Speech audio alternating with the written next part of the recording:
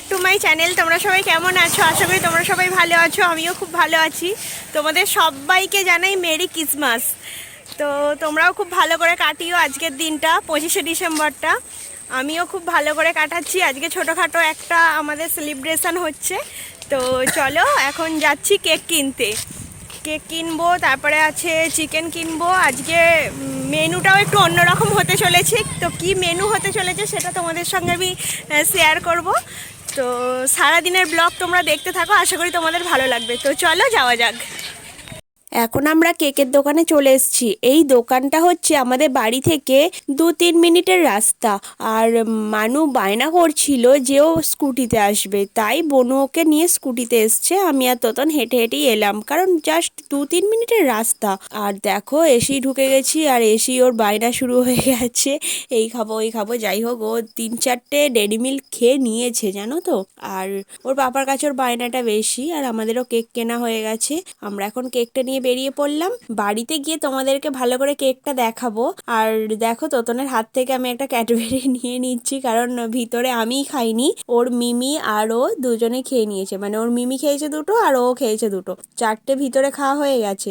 এখনো তোতন 2-3টে নিয়ে বেরিয়েছে।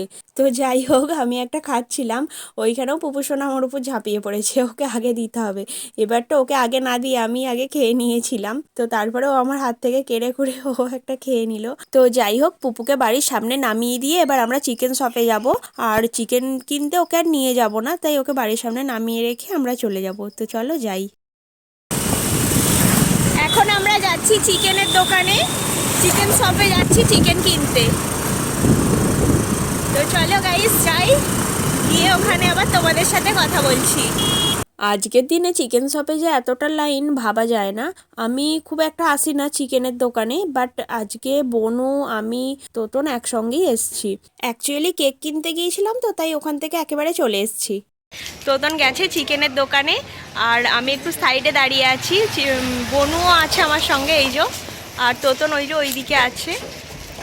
তো চলো চিকেনটা কিনে নিক, বাড়ি যাই, বাড়িতে গিয়ে আবার কথা বলছি। আজকে মেনুটা তো একটু স্পেশাল হবে, তাই বাড়িতে গিয়ে আরও অনেক কাজ আছে, তাই তাড়াতাড়ি করে কিনে নিচ্ছি, বাড়ি যেতে হবে। তো চলো বাড়ি যাই, বাড়ি গিয়ে কথা বলছি। চালটা এই যে ধুয়ে রেখে দিয়েছি। কি হবে তো আগে বলবি? ফ্রাইড রাইস, ফ্রাইড রাইসের জন্য চাল ধুয়ে রেখে দিয়েছি। আর এই যে কি বলে, গাজর আর বিনস, এটাও ভাজা হয়ে গেছে, জাস্ট হালকা করে ভেজে নিয়েছি, এখনো ভাজা হচ্ছে। এটা চিকেনের জন্য পেঁয়াজ, টমেটো আর একটু ক্যাপসিকাম, এটা বেশি হয়ে গেছে বলে আছে। আর ওইদিকে রেডি হয়ে গেছে আমার ফ্রাইড রাইস। আর ফ্রাইড রাইসটা না খুব ঝরঝরে হয়েছে, তোমরা দেখেই বুঝতে পারছো।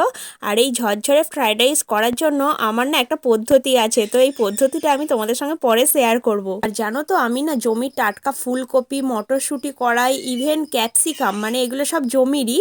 আর যে বিনস কড়াই দিয়েছিলাম, গাজর দিয়েছিলাম, এগুলো সব জমির। কিন্তু ফুলকপি, মটরশুঁটি আর ক্যাপসিকাম এটা আমি দিতে ভুলে গিয়েছিলাম। আবার আমি ভেজে ভুজে তারপরে আমি অ্যাড করেছি।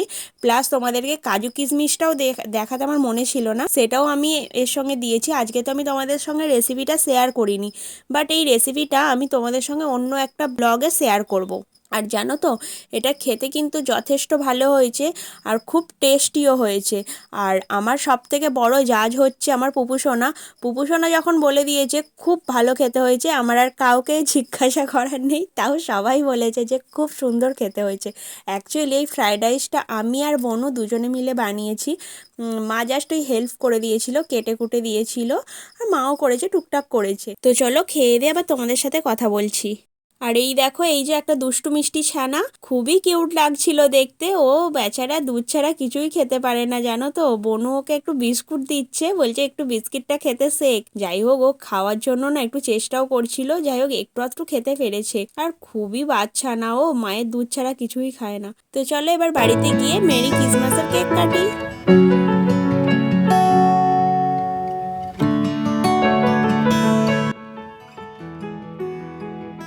Merry Christmas.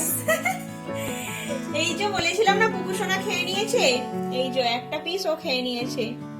তো চলো এবার আমি আর আটটা খেয়ে নিয়েছে, দেখ একটা আর নেই। তুই খেয়ে নিয়েছিস না? না।